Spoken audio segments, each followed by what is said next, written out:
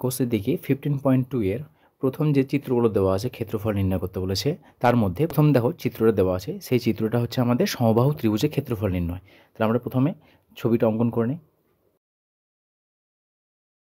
এবং এই চিত্রের আমাদের ক্ষেত্রফল নির্ণয় করতে বলেছে। তাহলে প্রথমে যখনই কোনো ত্রিভুজে তোমরা ক্ষেত্রফল নির্ণয় করবে, প্রথমে দেখবে সেই ত্রিভুজটা কোন ত্রিভুজ দেওয়া আছে। এখানে আমরা দেখতে পাচ্ছি যে প্রতিটি বাহুর দৈর্ঘ্য সমান, তাহলে অতএব এটা হলো আমাদের একটি সমবাহু ত্রিভুজ এবং সমবাহু ত্রিভুজের প্রতিটি বাহুর দৈর্ঘ্য দেখো 10 সেমি বলে দেওয়া আছে। এটা লিখে নে, প্রদত্ত এ বি সি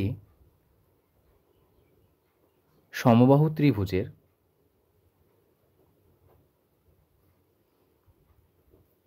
বাহুর দৈর্ঘ্য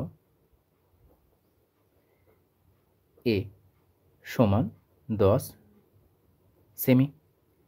যেহেতু এটা সমবাহু ত্রিভুজ, অতএব সমবাহু ত্রিভুজের ক্ষেত্রফলের ফর্মুলা জানা আছে আমাদের, শুধুমাত্র সূত্রই আমরা বসিয়ে দেব। অতএব এ বি সি সমবাহু ত্রিভুজের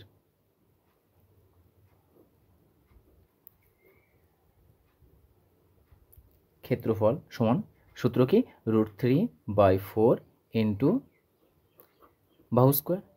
আর বাহুর মান দেখো এ বলে দিয়েছে 10, সো √3/4 ইন্টু এ আকার লিখতে পারো সমান √3/4 ইন্টু বাহুর মান 10 তার হোল স্কোয়ার সমান √3/4 ইন্টু 10 স্কোয়ার মানে 100, অথবা দুবার 10কে গুণ করে দাও।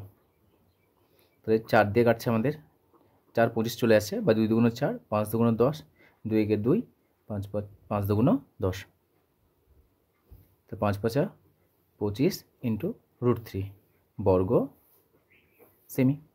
শুধুমাত্র বাহু বলে দেওয়া ছিল, সেই বাহু অনুযায়ী আমরা কি শুধুমাত্র ক্ষেত্রফলের ফর্মুলাতে বসিয়ে দিলাম, আমরা মান পেয়ে গেলাম।